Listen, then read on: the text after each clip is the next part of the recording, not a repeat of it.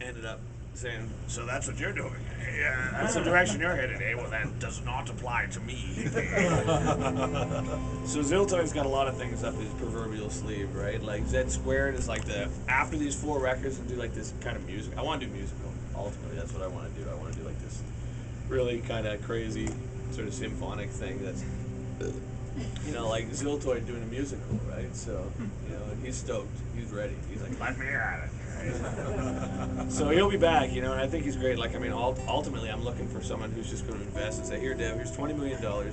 Here's a bunch of your buddies, and just now, what are you gonna? You're gonna get 100,000 people. You're gonna watch it. Here's $20 million. What would you do? I'd say, well, I get a 60-person choir, you know, a bunch of real good-looking men and women, and paint them all green. You know what I mean? I'm having them on bleachers, and then, you know, I'd have like a 700-foot inflatable Ziltoy looming over the audience, dispensing cheeseburgers to the audience. But you know, see, this is the idea. This would be great. Like if you had 4 nets, right? Like I'm serious. I thought this out.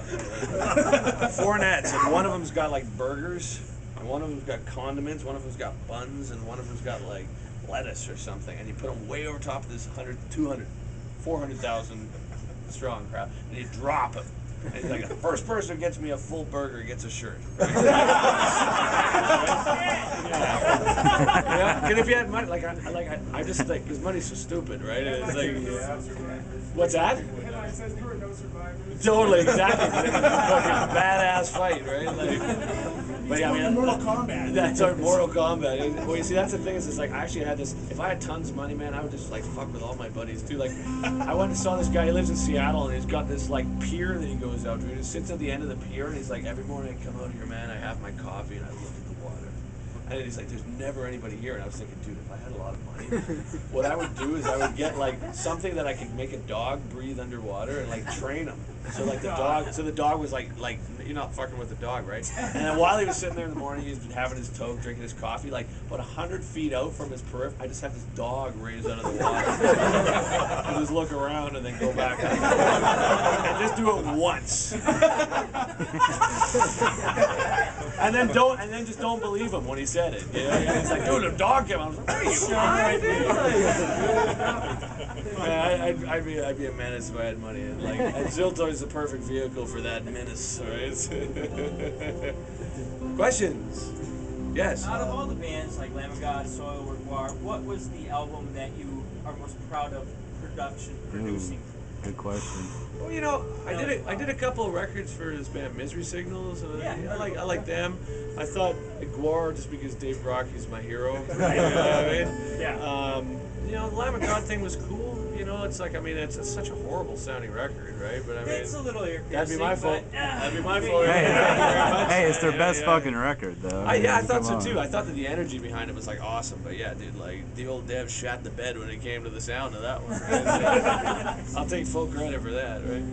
And Soil Work is cool. You know, it's not really my style. I mean, it's like, but it's cool. You know, I mean, I produced a whole shitload of bands. You know, like Darkest Hour, Bleeding like, Through. You know, that was good. Yeah, it's good stuff. You know, but I mean, the problem I have with producing really is it's like I got a kid, right? I've got a 4-year-old kid, and that's like a lot of work, right? It makes all this like a piece of cake, right?